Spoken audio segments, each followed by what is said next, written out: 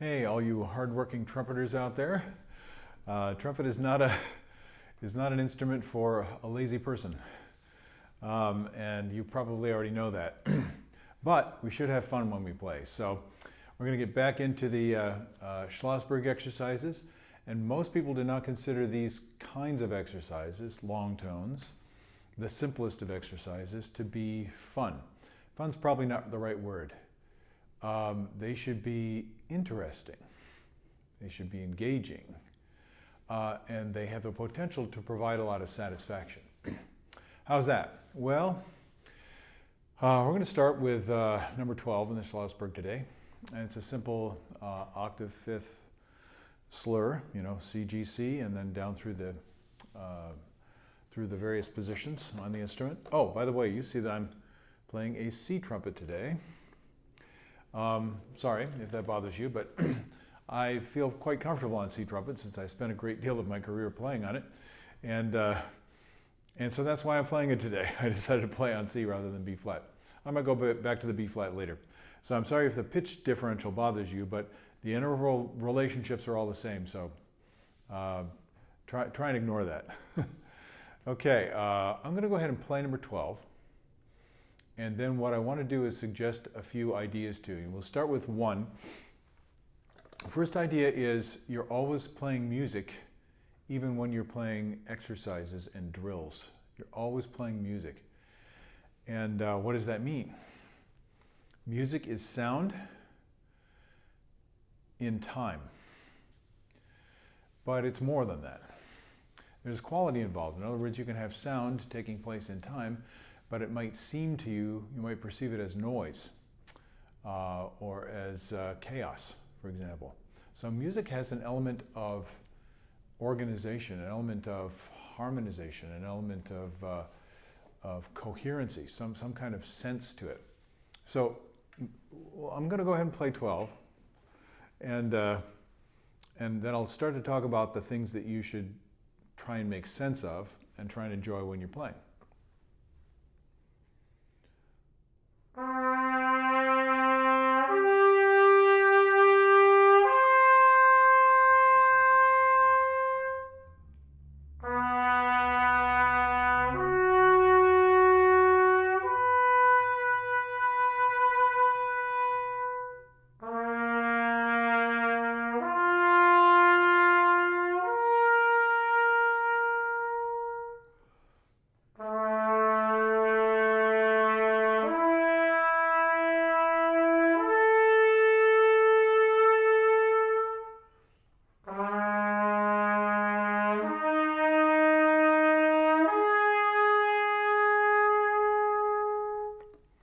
So I'm going to start with, there's so many ingredients, but I'm going to start with why, for me, is a primary ingredient, and that is the quality of the sound. Now, I'm not talking about whether something is pretty or not. I'm talking about allowing your sound, your voice on the trumpet, to vibrate as freely as possible, so that if you measured it with a laboratory instrument that could show you a visual representation of the overtones, that it would have a lot of overtones in it. In other words, it wouldn't be narrow bands, it would be a spectrum of overtones. Of course, the trumpet is a soprano instrument, and that means that it's full of high overtones, but it also has low overtones. Now, if you don't know what overtones are, you can go online and look into that. But just think of a gong, for example. Oh, I have some stories. I digress. Playing in St. Louis, playing principal trumpet in St. Louis for a little bit, and they set up a gong right next to us, the first and second trumpet.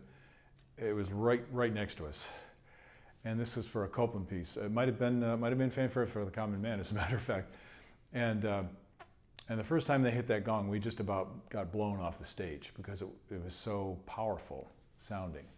So they put up a little plastic shield, and that made it bearable. So that's life in the orchestra for you. It gets loud.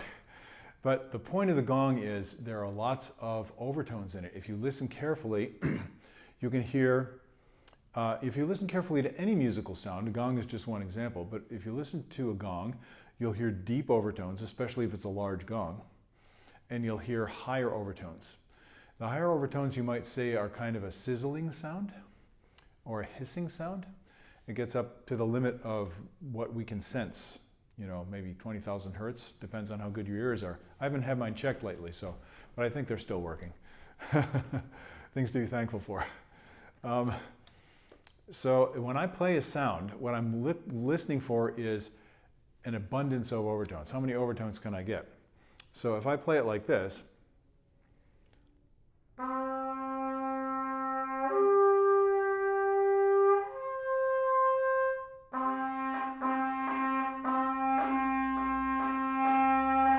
now that's kind of a, I don't find that to be a musical sound.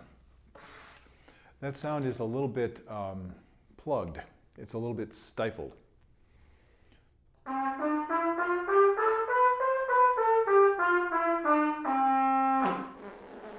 And the reason, primary reason, is I'm squeezing my lips together so they can't vibrate freely.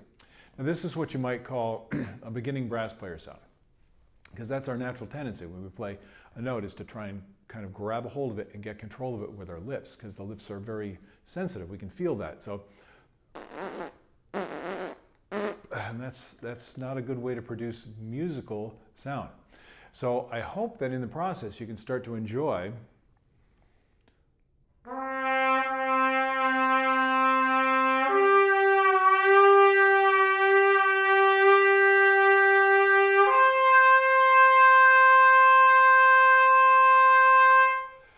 when you get a lot of overtones, high, middle, and low, and everything in between, let it glow as much as possible.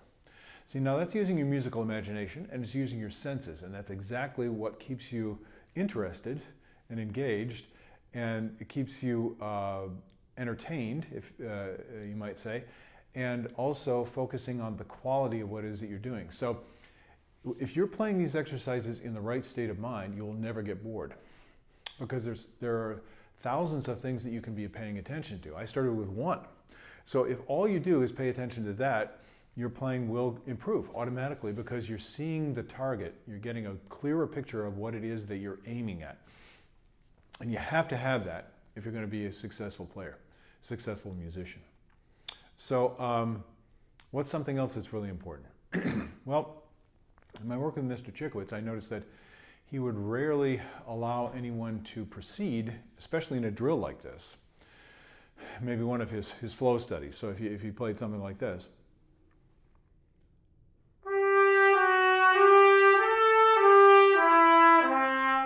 If you got a little scuff on the attack, a little delayed response, a little air, a little, you know, schmutz in the attack at the beginning, however slight it was, you'd have to stop and do it again. Now that's, you might call that target practice. And a lot of what we do when we're playing drills is target practice. So it's about seeing a target.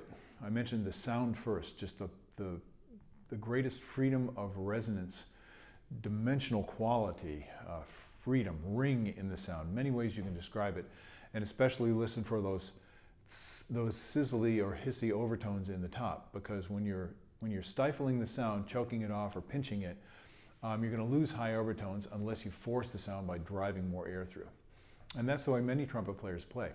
In my experience in the orchestra, you can play as loud as you want to in a professional top-level orchestra when it's appropriate to do so, and you'll never get this. Sometimes we get this. They want more sound. Well, why is that? In a lot of other orchestras, you might get this a lot. You just play mezzo forte and you get this. The conductor's probably not reacting to the amount of sound, the actual volume. They're reacting to the quality of the sound. If the sound has noise in it, they don't want to hear it, because it's messing up the musical effect of the whole orchestra. So this is a really, really important thing to work on. And this brings me to another point. When you're working, sometimes if you have a clearly defined target in your own mind, that target can become like a fetish. It's something that you kind of latch onto, and you're focusing so much on that that you can't even allow yourself to have fun anymore. It gets too mentally driven, right? So what you want to do is stay loose. It's like you're trying to enjoy the sensation. You're trying to get pleasure from listening to the sound. and you're trying to get mental stimulation, you might say, curiosity stimulated by listening to the different qualities of the sound and not judging them. Not saying, well, that's bad, that's good. Just listen for the quality. Quality is the key word here when you're working on simple exercises. So what's another quality? Well, I just mentioned, Mr. Chickowitz wouldn't let you scuff an attack at the beginning. So if I went, okay, big fat air ball at the beginning of the note. How about, well, the note's not stable. You see, it's kind of wandering around in the pitch and the timbre. So I'm shooting at a target, and it's a lot like, well, to use a very common example, it's a lot like free throws. So in other words, the basket is regulation height, regulation size, everything, the ball is regulation weight, regulation size. You stand in exactly the same place every time to do a free throw. That's actually what makes it difficult, because we can start to get fixated on those, on the fact that everything has to be perfect. So it's really important when you're practicing to not think about trying to do it perfectly. You can't. But what you can do is get closer to that beautiful target that you're aiming for. And as you move closer, you can get satisfaction out of that. So, but you can't do it all at once. I've said that many times. So sound. Don't worry about the attack. Think about the sound. Hear the sound. Experience the sound. Relate to the sound. Interact with the sound. Do stuff with it.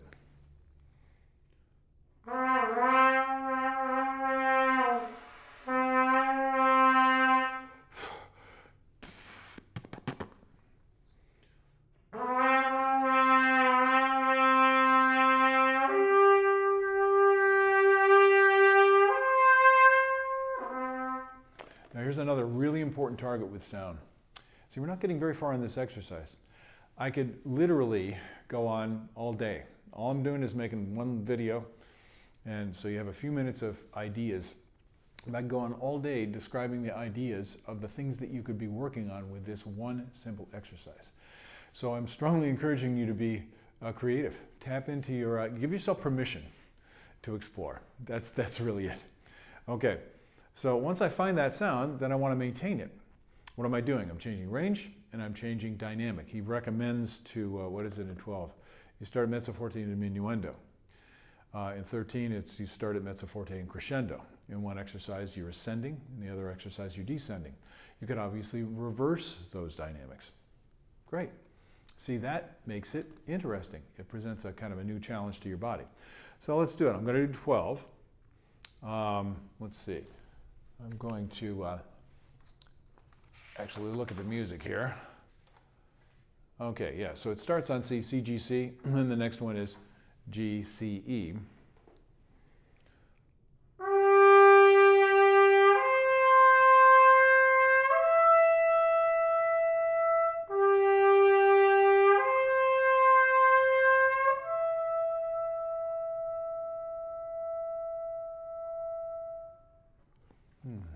See, I'm playing. What can I do with the dynamics? Now, this leads us to another idea, which is a big, big part of the puzzle. A lot of people play by feel.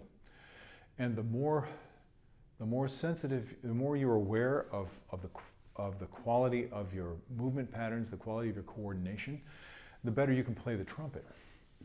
But you don't want to get the sound, the literal sound in the room that anyone else could hear, and they're not playing, they hear the result. You want to be able to hear that and separate it from what your body is telling you. And most trumpet players get those two things mixed up. So they feel something and they're hearing something at the same time, and our brain kind of blends that together. So there's a mental discipline in listening adamantly, forcefully, mentally, and not paying attention to the way things feel. And then you want to do the opposite.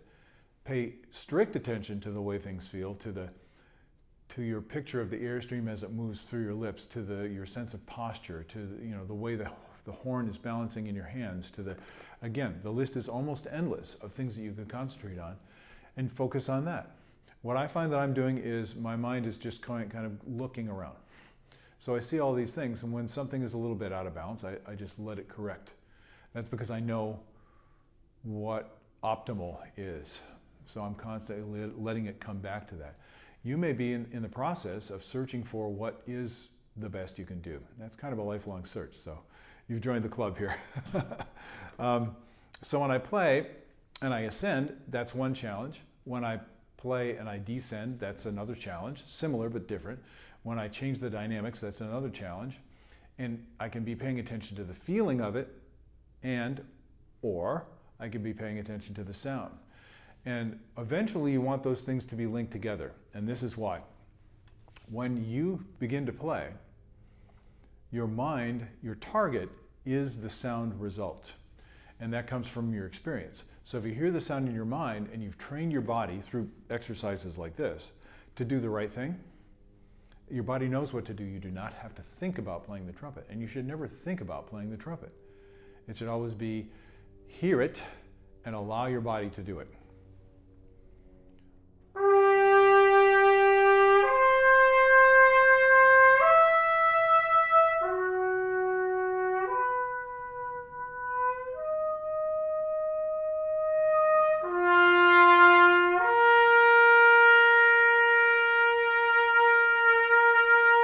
I heard that I was starting to lose, I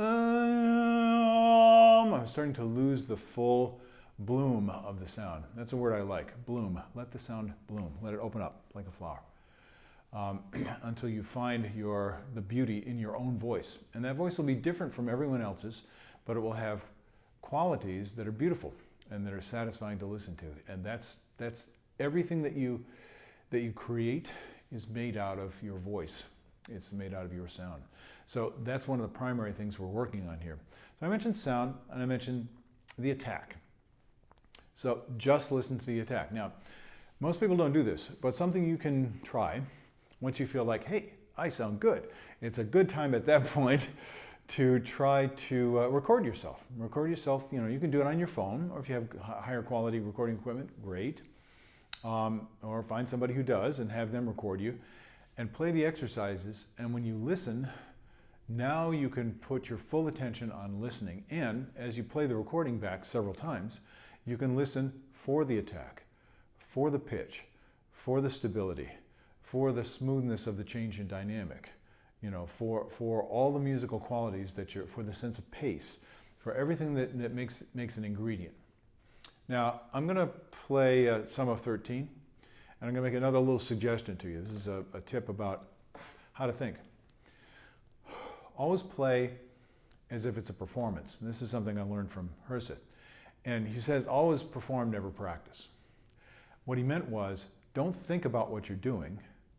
Aim at your musical target, which is what I was just talking about. So when you do that, you're not letting your mind interfere and try and control your body. At the same time, you want to be watching what you're doing very carefully, both in terms of the concentration on the sound that I was just talking about, and in terms of the concentration on literally watching your body, with your tactile sense, with a visual feedback. If you record yourself with video, very, very helpful. And you're going to notice a lot of things. Make a list, take notes, and then address them one at a time. So I'm going to aim at a musical target. How do I do that? Simple. Just pretend that it's a solo in the middle of a piece. So the piece is playing along, and all of a sudden everything stops, and there's a trumpet solo. And now some of you might actually be getting nervous just thinking about that. And that's important. I want you to think about that. You see, your body is already reacting. Your mind, your emotions are already reacting. Some of you may be like, oh, cool, I get to play a solo. Everybody else has to stop, and I get to play a solo by myself. Great, you see, but you have a different emotional reaction. That's a key area we haven't even talked about yet, very much, that is going to influence absolutely everything in your playing. So I have to put myself in a performance state of mind. So that means as I play number 13, if I'm playing it as an exercise,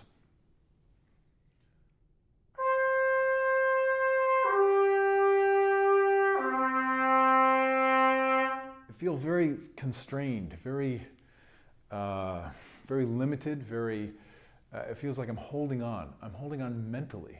I don't even understand what it is that I'm trying to say. Whereas if I'm playing a solo, I'm making a statement. What does it say? Well, it's a feeling.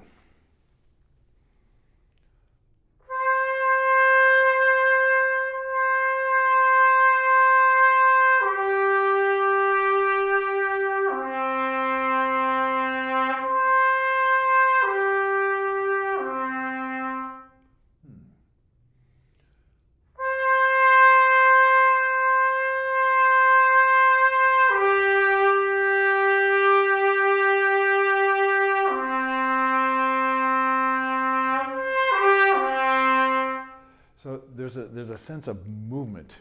Now, when you watch a conductor,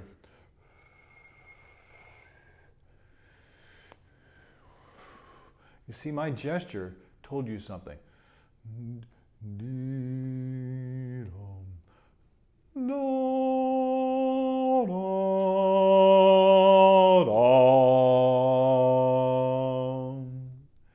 See, I have a musical thought.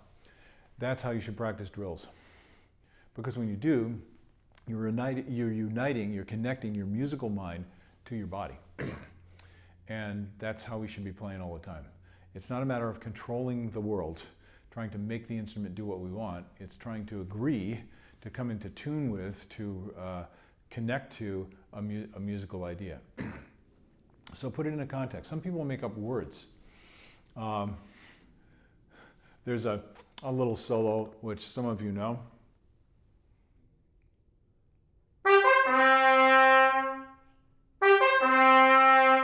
Okay, that's the opening fanfare, you might say, from Petrushka, the ballerina solo. If you think of an attitude, and I heard one of the teachers, who I think it was Marie in Cincinnati, said, here I am, here I am, here I am. You see, that's an attitude. That's how you play. That's how you play. So if you start to focus on controlling physically, if you start to focus on hitting a target that's impossibly refined, you can't do it. You see, that's not fun. It starts to be oppressive and frustrating, and pretty soon you won't want to do it. Your whole system, your emotions, your body won't even want to participate anymore. So make it into an expression and into a game. Okay, you got to fit your own temperament when you're doing this, so do the best you can. Okay, now I haven't talked too much about the mechanics. And one reason is it's complicated. We'll get into that later, but these exercises are one of the best places to work on mechanics. And we need to do that. And I'll give you a reason. When what we're doing, which is invisible on the inside of the body, those subtle, impossibly refined coordinations that we can't consciously control, things that happen, with the breath flow, with the vibration of the lips, with the tongue, and so forth. Nobody sees those things, but they can hear the result. The higher the quality of the ingredients, like the quality of the sound that I talked about before, or the quality of the attack, or the quality of the pitch, or the quality of the stability, or the quality of the gesture that you're trying to make, the higher that is, the more it's essentially great in quality, the more people are going to want to listen to you play. And the more satisfying the experience will be for you when you're playing music. You're reaching for those qualities. So these exercises in Schlossberg are practicing the essential ingredients. You're actually creating the essential ingredients. Now, if you're a cook, you go to the store. I just went to the store today, bought some stuff, because I'm the cook in our house. And I have to make food, and I want the food to taste good, and so does my wife, who has to eat it, right? So that means I need good ingredients, and that's what we're making here. That's what we're making. So I'm going to play number 14 and talk a little bit, maybe a little bit about the mechanics, and then I'll let you go. We'll get back into this later on.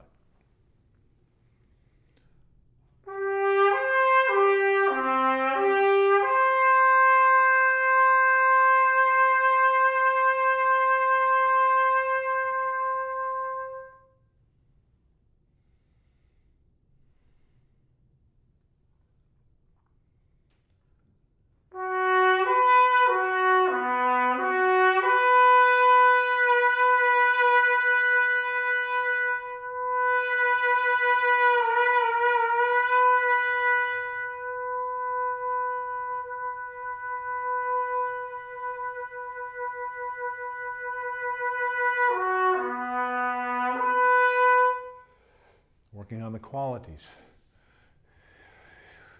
Physical quality, steady air. That's all it is. Smooth, steady, relaxed air that spins.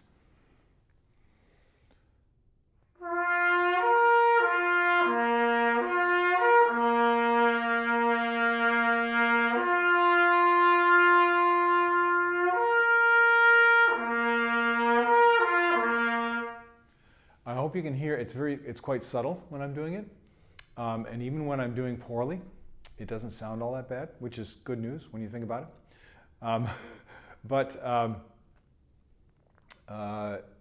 This is how we make progress, is go from where you are now. If you can't play it with the level of quality that you're hearing me do it, or if you're playing at a higher level of quality, there's always more beyond that.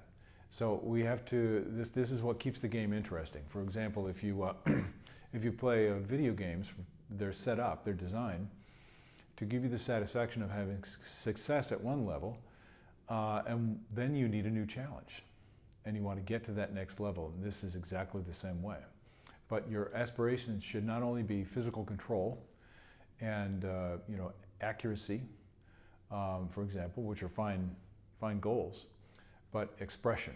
So don't lose the expression when you're playing these drills and exercises. That's the key thing. Always stay in a musical state of mind. And if that's challenging for you, you need to practice it. Listening to great playing will be an inspiration for you. Think about, I want to be able to make that sound, or I'd love to be able to play that line.